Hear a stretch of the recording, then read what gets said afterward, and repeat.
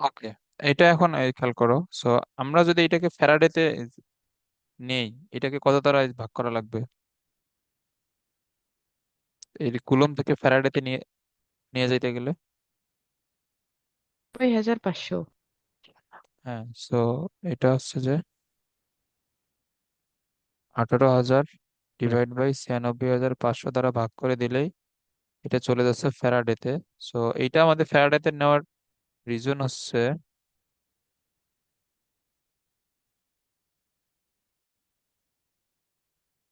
186.528 into 10⁻³ এত farad.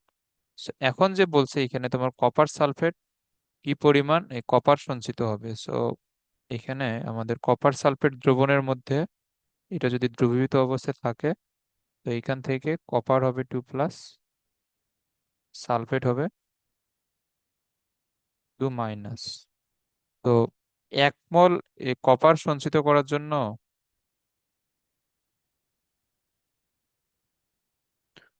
কয় Faraday বিদ্যুৎ লাগবে?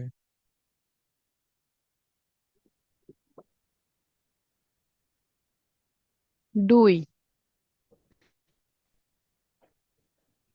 হ্যাঁ, সো বিদ্যুৎ প্রয়োজন হচ্ছে 2 ফ্যারাড। ওকে, সো 1 মোল এইখানে এ, তোমার কপার সঞ্চিত করার জন্য আছে এখানে কপার। 1 মোল এই কপার সঞ্চিত করার জন্য বিদ্যুৎ প্রয়োজন 2 ফ্যারাড।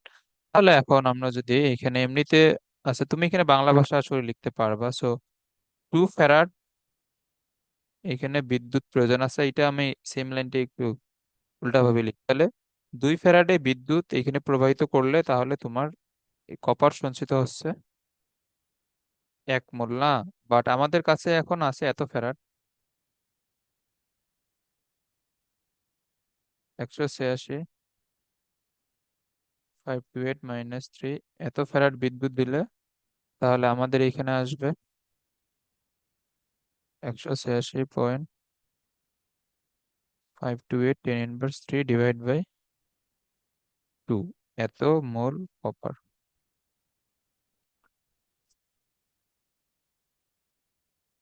তাহলে এটা আসে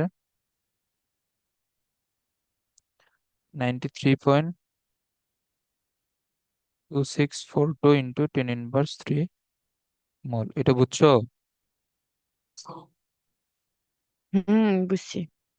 ওকে, সো এখন এখন এটাকে গ্রামে নিয়ে যাও। তাহলে ডাব্লিউ সমান হবে আমাদের মোল সংখ্যা মানে এন ইন্টু আণবিক ভর, এটা আমরা জানি। সো এখানে কপারের আণবিক ভর দেওয়া আছে 63.5। সো এটা হবে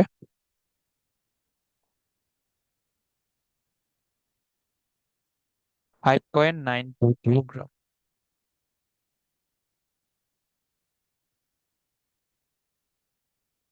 ওকে, বাট তাহলে এখানে আমাদের সূত্রের কাজ কি তাহলে? এই যে এই সূত্রের তাহলে এখানে কাজ কি? সূত্রের কাজ আছে, সো আমরা এটা সূত্রের মাধ্যমেও বের করা শিখবো।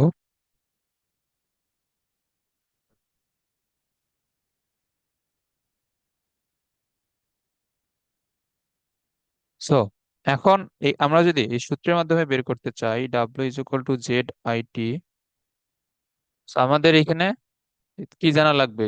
জেড তো এই জানা লাগবে না, মানে আমাদের তড়িৎ রাসায়নিক এই তুল্যাঙ্ক তো এখানে জানতে হবে। হুম। সো এখন যে আমরা জেড এইখান থেকে কিভাবে বের করব? জেড হচ্ছে যে, এটা লিখে রাখো, Z into 96,500 is equal two মৌলের তুল্য ভর। তুল্য ভর তো এ- জানোই তো। ওকে, এখন এটা হচ্ছে জেড এর সূত্র। আচ্ছা, তো জেড সমান কি হবে? উপরে তুল্য ভর, নিচে হচ্ছে 96,500 কুলম্ব। ওকে, তো এখন এইখানে আমাদের যে কপারের জন্য বের করতে বলছে, এই কপারের তুল্য ভর কি হবে বলো? এই তুল্য ভরের এই সূত্র কি? আণবিক ভর ডিভাইডেড তুল্য সংখ্যা। হ্যাঁ, সো এখানে কপারের ক্ষেত্রে তুল্য সংখ্যা কত হবে? 2। হ্যাঁ, তো এটার এই তুল্য ভর হবে, এটার যে আণবিক ভর 63.5 ডিভাইড বাই 2। এটা এটা কত আসলো? এটা হচ্ছে 31.75। ওকে, গ্রাম। এখন এখানে মূলত তুল্য ভরের যেটা একক, ওইটা হচ্ছে গ্রাম ইকুইভ্যালেন্ট, বাট ইকুইভ্যালেন্ট লেখার দরকার নেই। ওকে, সো এটা তাহলে কি হবে? 31.75 ডিভাইড বাই 96,500। এটাই তো আসে। আর আরে এর একক কি? উপরে গ্রাম, নিচে কুলম, তার মানে গ্রাম পার কুলম। সো এখন এই ডাব্লু হিসাব করো, W is equal to Z IT. মান বসাও উপরে 31.75, নিচে 96,500, ইন্টু এখন আই এর মান কত? আই এর মান হচ্ছে 5 এম্পিয়ার, টি এর মান 60 মিনিট, ইন্টু সেকেন্ডে নিলে আবার 60 দ্বারা গুণ। ওকে,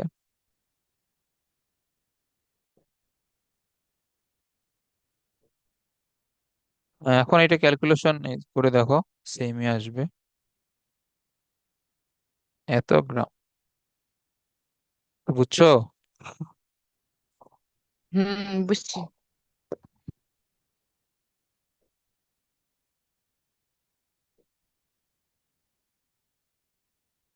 তো এই টাইপ থেকে বোর্ডে সৃজনশীলের গ নম্বরে একটা ম্যাথ অলমোস্ট কমনই বলা যায়, 90%।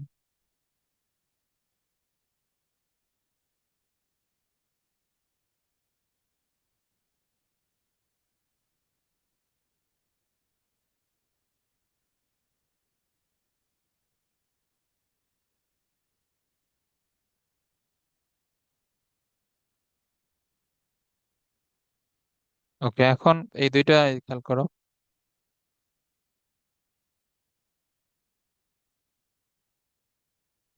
এইখানে বলছে যে এই কপার সালফেটের মধ্য দিয়ে এত মিলি এম্পিয়ার, এইখানে এটা কিন্তু স্মল এম, মিলি এম্পিয়ার। আর যদি এখানে তো ক্যাপিটাল এম থাকতো, এটা কি? এটা হচ্ছে মেগা। আবার যদি এইরকম থাকে, এটা কি? এটা হচ্ছে মাইক্রো। এগুলা কোনটা মাই থাকলে এই কত দ্বারা গুণ করা লাগে, এগুলো জানো? জানি তো। মিলি থাকলে কত দ্বারা গুণ করা লাগবে? 10^3। হ্যাঁ, আর মাইক্রো থাকলে? 10^6। হ্যাঁ। আর মেগা থাকলে? 10^6। হ্যাঁ, এখানে কিন্তু তারপরে এখানে ন্যানো এখানে থাকতে পারে, তারপর আরো অনেক কিছু আছে, এই যে কোনো একটা কিন্তু এখানে থাকতে পারে।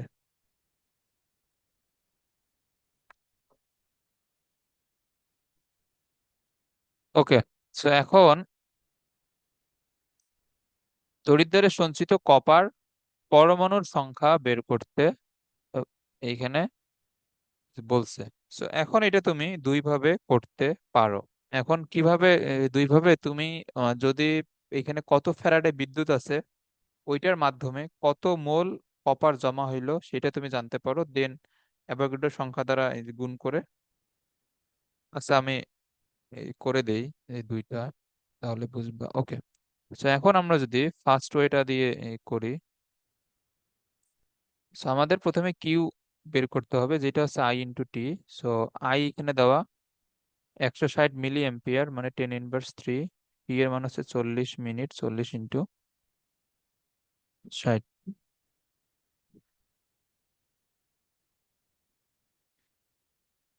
So এটা হবে 384 কুলম্ব। এখন এটাকে ফ্যারাডেতে নিয়ে যাও 96,500 দ্বারা ভাগ করে, সো এটা আসবে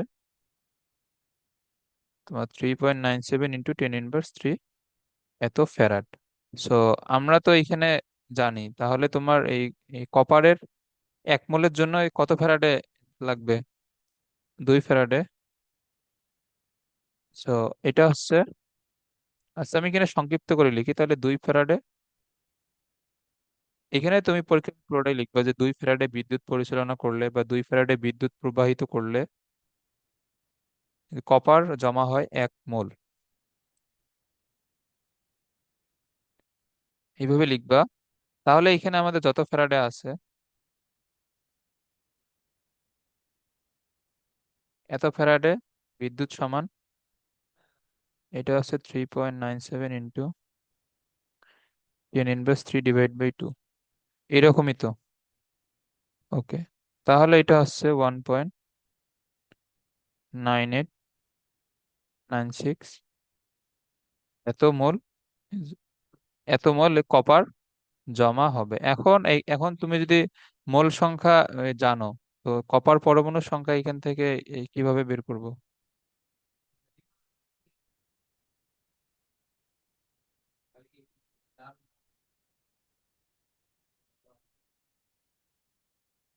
এখন এটা কিভাবে বের করবে এখান থেকে? মোল সংখ্যাকে অ্যাভোগাড্রো সংখ্যা দ্বারা গুণ করে।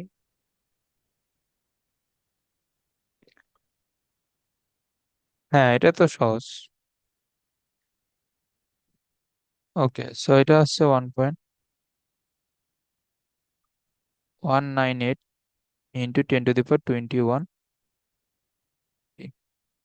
এখন আরেকটা যেটা করতে পারো, যে প্রথমেই ডাব্লু বের করে নিতে পারো, কারণ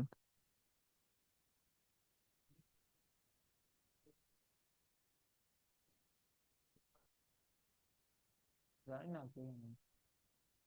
জিজ্ঞেস কর।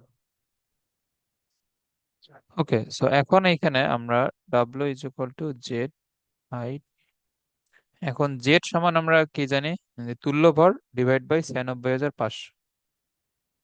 ওকে, সো এখন এই কপারের তুল্য ভর তো কি ব্যাপার, হ্যাঁ এখন এখানে এই কপারের এই তুল্য ভর তো আমরা জানি 63.5, এটা অবশ্যই মুখস্থ রাখতে হবে।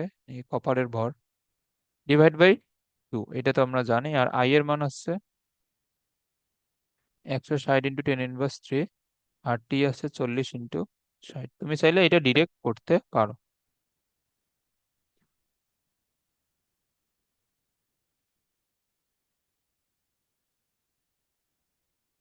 ইন্টু 160 তারপর 40। ওকে, এখন এইখানে যে তোমার সঞ্চিত কপারের যে ভর আসে,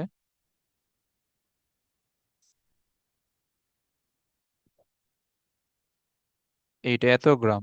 এখন এখন তুমি যদি এইখান থেকে আবার কপার পরমাণুর সংখ্যা বের করতে চাও, তখন এখানে কি কি করতে হবে বলো?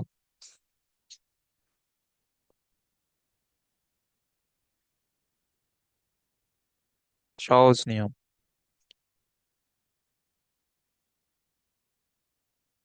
বলো। এটা তো 63.5 গ্রামে আছে। 6.023 ইন্টু 10⁻² ইন্টু না, না, টোয়েন্টি ওইভাবে কেন টোয়েন্টি যাবা? এখন তো তোমার ঐকিক নিয়মে যাওয়ার দরকার নেই। মানে আমাদের অণুর সংখ্যা এ, জানার জন্য আমাদের মূল সংখ্যা জানলেই তো হচ্ছে। তো এইখান থেকে তুমি তো মূল সংখ্যা বের করতে পারবা না। ডাব্লিউ দেয়া আছে, এইখান থেকে মূল সংখ্যা কিভাবে বের করবা? N is equal to W divided M. হ্যাঁ, এটা করলেই তো এখান থেকে মূল সংখ্যা চলে আসে। সো এটাকে 63.5 দ্বারা ভাগ করো।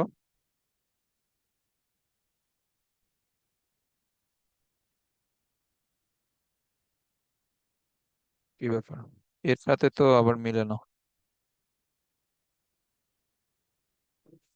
এখানে কোথাও কি ভুল হয়েছে? ডাব্লিউ ডিভাইড বাই এম দিলে এখানে মূল সংখ্যা মিলতেছে নাকি? মূল সংখ্যা না মিললে তো অ্যান্সারও মিলবে না। Wait, 160 into 10⁻³ 40 into 60। তিনশো চুরাশিকে 96,500 দ্বারা ভাগ দিলে এটা আসে।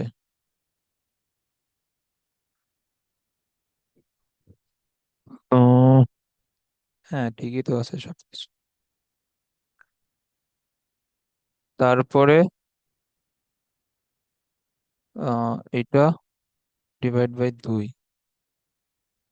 1.989 10^3, ঠিকই তো আছে। আর এটা হচ্ছে 63.5 ডিভাইড বাই 2।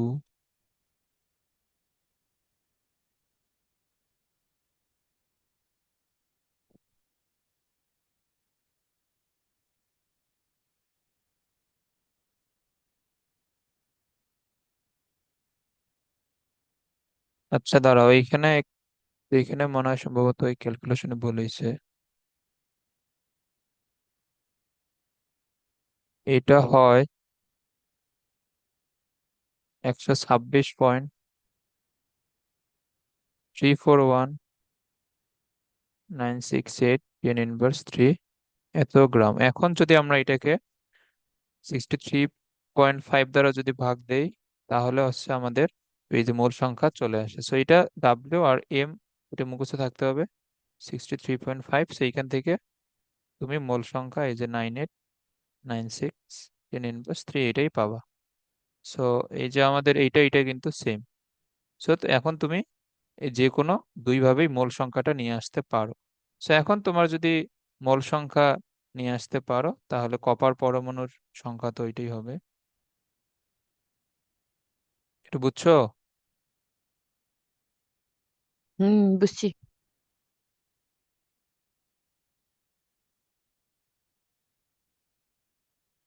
ওকে।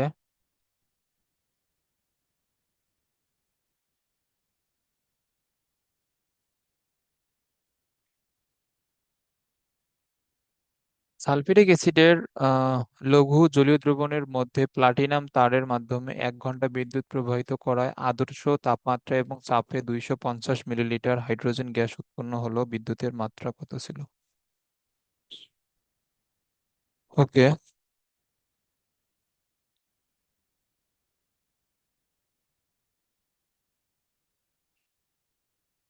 এখন আমাদের এখানে আই এর মান বের করতে বলছে মূলত। সো এখন এখানে তো টি দেওয়া, 1 আওয়ার মানে কত, 60 মিনিট 3600 সেকেন্ড। আচ্ছা, তো আমাদের আই বের করতে বলছে। সো এখন আমাদের আই বের করার জন্য কি লাগবে? ইউ বের করতে হবে। ওকে। সো এখন এইখানে উৎপন্ন হয়েছে আমাদের হাইড্রোজেন গ্যাস, বিদ্যুৎ প্রবাহিত করায় আদর্শ তাপমাত্রা এবং এত চাপে হাইড্রোজেন গ্যাস উৎপন্ন হয়। ওকে।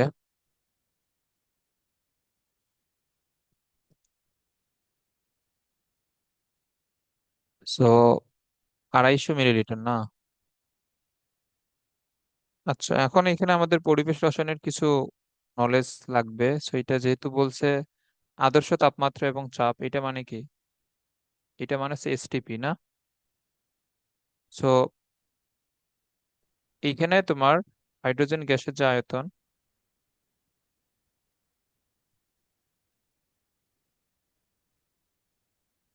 এর আয়তন দেওয়া আছে 250 মিলিলিটার। ওকে। সো এখন এইখানে ওই তো বললাম যে একটা ম্যাথ করার আগে তোমার অবশ্যই প্রসিডিউরটা মাথায় আসতে হবে। তোমার কিউ বের করার জন্য হাইড্রোজেনের কি জানতে হবে বলো তো?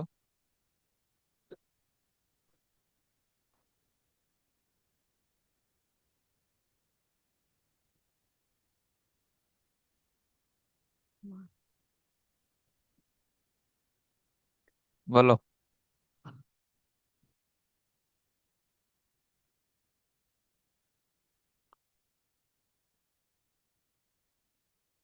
আচ্ছা, এখন আমরা কিউ এইখান থেকে মূলত বের করব। আমরা প্রথমে ফ্যারাডে বের করব, দেন ওইখান থেকে কিউতে আমরা নিয়ে আসতে পারবো, সমস্যা নেই। সো এখন এখানে তোমার কত ফ্যারাডে বিদ্যুৎ লাগলো এটা আমাদের জানার জন্য এখানে কি প্রয়োজন?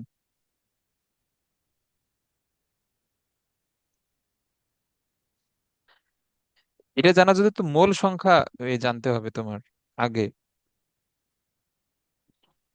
হ্যাঁ, তো এখানে খেয়াল করো, আমরা আমরা হাইড্রোজেনেরটা একটু দেখে আসি।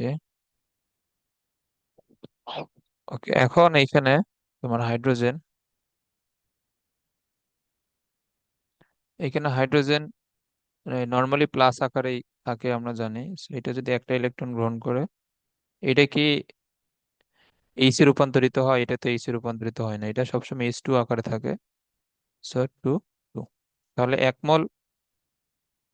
মোল এইচ টু এর জন্য আমাদের এইখানে লাগতেছে 2 মোল। সো এখানে এখানে কত ফ্যারাড এই বিদ্যুৎ লাগবে?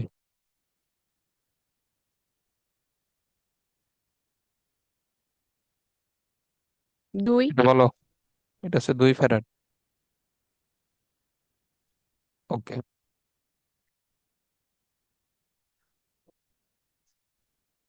এখন এইখানে যে তোমার এসটিপি তে এর আয়তন দেওয়া আছে 250 মিলিলিটার, এইখান থেকে মোল সংখ্যা কিভাবে বের করবো বলো? 250 মিলিলিটারকে 22.4 দ্বারা ভাগ করে। 250 কে, না, মানে এটা লিটারে নেওয়া লাগবে। হ্যাঁ এটা লিটারে নিতে হবে, এত লিটার ডিভাইড বাই 22.4। ওকে, তাহলে এটা আসে 0.01116 এত মোল। তাহলে আমরা তো জানি যে 1 মোল হাইড্রোজেনের জন্য, বা 1 মোল হাইড্রোজেন সঞ্চয় করার জন্য বিদ্যুৎ প্রয়োজন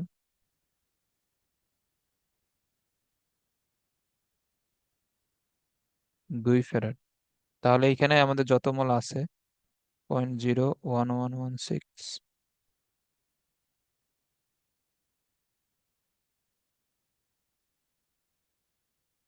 তাহলে এটা হবে 0.0232 এত ফ্যারাড। সো এখন এত এত ফ্যারাড সমান কত কুলম্ব, এটা এখন বের করতে তো পারবা তো। কিউ সমান কি হবে? 0.0232 ইন্টু ফ্যারাড থেকে তোমার কুলম্বে নিয়ে যাওয়ার জন্য 96,500 দ্বারা গুণ।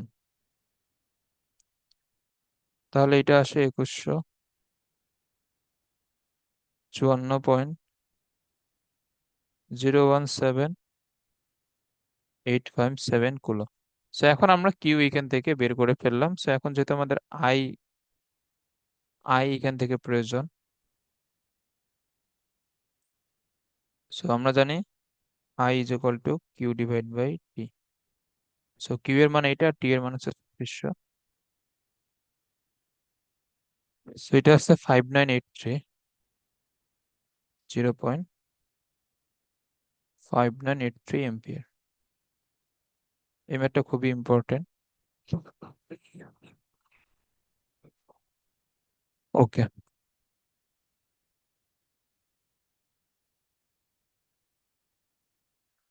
আচ্ছা এই ম্যাথটা আমরা নেক্সট দিন করব। হ্যাঁ, এখন এই দুইটা খেয়াল করো।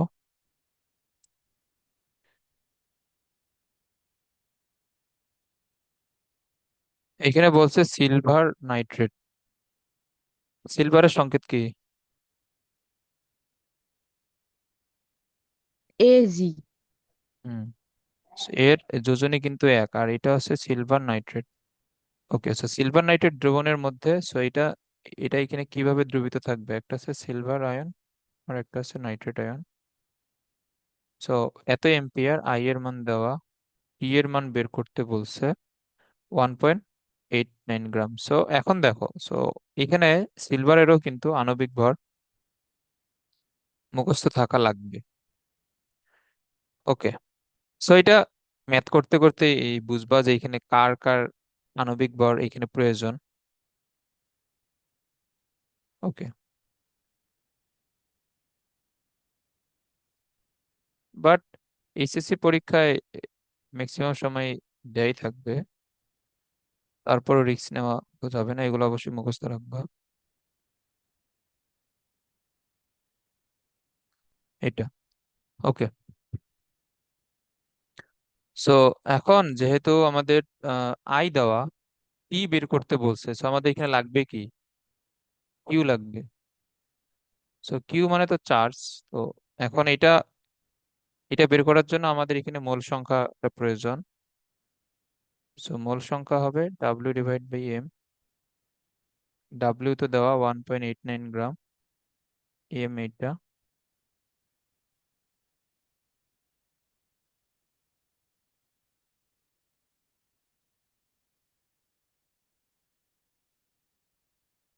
17.532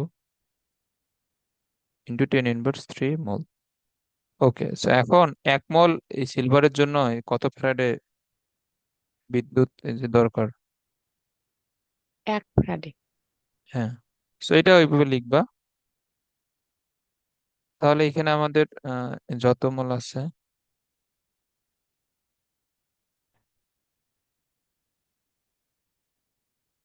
তাহলে এটা এত ফ্যারাডেই লাগবে।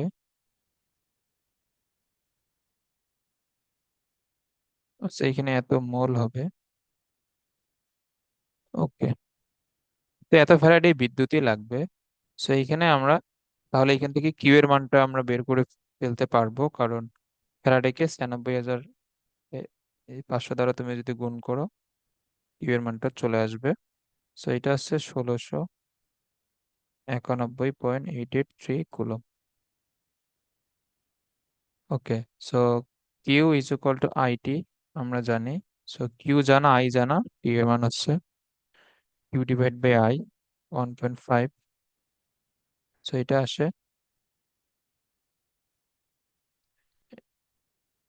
1127.922 সেকেন্ড। এখন তুমি এটা সেকেন্ডে অথবা এই ঘন্টায় যেভাবে ইচ্ছা নিয়ে যেতে পারো। ওকে,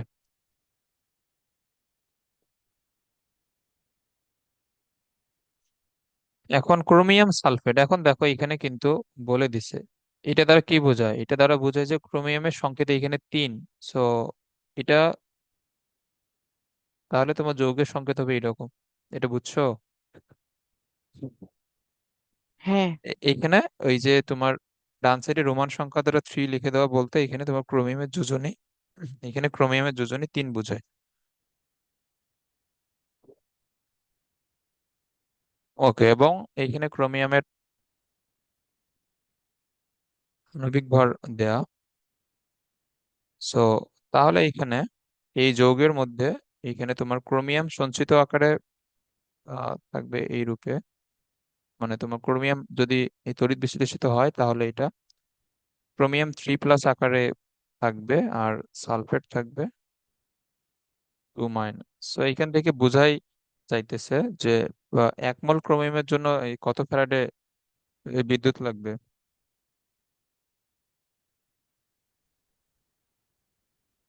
থ্রি। হলো, হ্যাঁ, এটা হচ্ছে 3 ফ্যারাডে বিদ্যুৎ। সো এখন এখানে এই কত মোল ক্রোমিয়াম আছে ওইটা আমরা বের করে নিব। সো এন সমান ডাব্লিউ ডিভাইড বাই এম। তো ডাব্লিউ তো দেওয়া 1 গ্রাম, আর আণবিক ভর প্রশ্নে দেওয়া এইটাও মুখস্থ রাখবা, এই ক্রোমিয়ামের ক্ষেত্রে 52। সো এটা হয় এখানে 19.2307 ইন্টু 10⁻³ এত মোল। তাহলে 19.2307 10⁻³ মোল ক্রোমিয়ামের জন্য লাগবে। 1 মোলের জন্য যদি এত লাগে তাহলে এত মোলের জন্য 3 ইন্টু।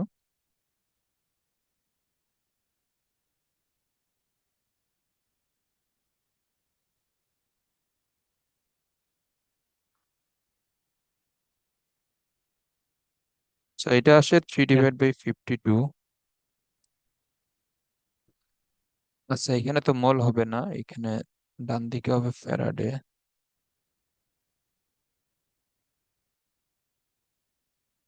আচ্ছা, এত ফ্যারাড। ওকে। সো এখন আমরা এখান থেকে কিউ এর মানটা তো পেয়ে গেলাম। এখন এটাকে চাইলে এই কুলম্বে নিয়ে যেতে পারো। 3/52 ইন্টু 96,500 দিলে এইটা তোমার কুলম্বে চলে যাবে।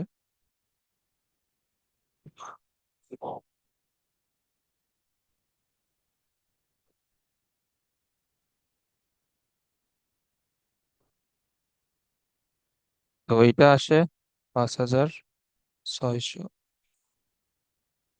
এটা আছে 5,567.307 এত কুলম্ব। ওকে। দেন এইখানে কি বের করতে বলছে? Time. So same, Q is equal to IT, আমরা জানি কিউ এর মান জানা। So, এখন এইখানে আই কত? 0.120 এম্পিয়ার। ওকে, তাহলে এটা আসতেছে 46,394.23 সেকেন্ড। এই দুইটা ম্যাথ বুঝছো? হ্যাঁ, বুঝছি।